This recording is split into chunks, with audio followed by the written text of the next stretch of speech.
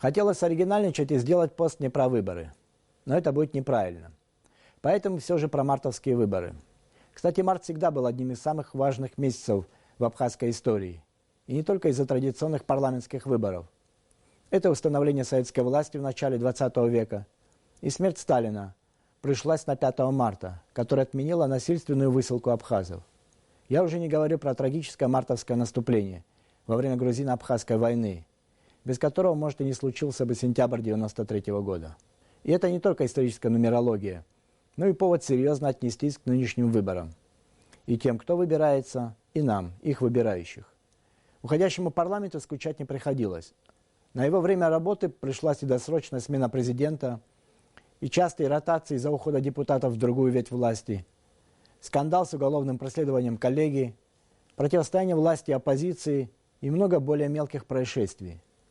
Но это, кстати, не мешает депутатам почти в полном составе претендовать на новый срок сидения в Народном собрании. Значит, у них с мотивацией все в порядке. А какая она у нас? Даже не переоценивая значение парламента, надо признать его огромную роль в нашем общем будущем. Прежде всего, он должен стать авторитетным, что подразумевает компетентность и масштабность принимаемых законов. По составу кандидатов очевидно, что происходит смена поколений в политике.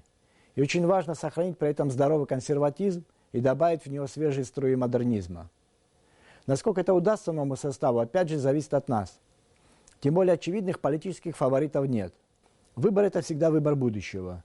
И тут важно не твое личное или семейное, фамильное будущее, а именно общее. Макиавелли писал: «Люди так простодушны и так поглощены ближайшими нуждами, что обманывающий всегда найдет того, кто даст себя одурачить». Читая его циничные, увы, иногда справедливые умозаключения, хочется думать, что это не про нас, что мы другие. Думаем не только ближайшими нуждами, а думаем, что оставим детям, какую страну, какое будущее. Тем более у абхазов был свой духовный наставник, Фазиль Искандер, который писал: «Гражданственность – это донести свой окурок до урны. Государственность – это сделать так, чтобы путь до очередной урны был не слишком утомительный. В марте нам предстоит бросать в урны бюллетени, что будет самым важным проявлением гражданственности каждого из нас. Кстати, Фазиль Искандер тоже родился в марте, и первый раз, к сожалению, мы будем его встречать без него».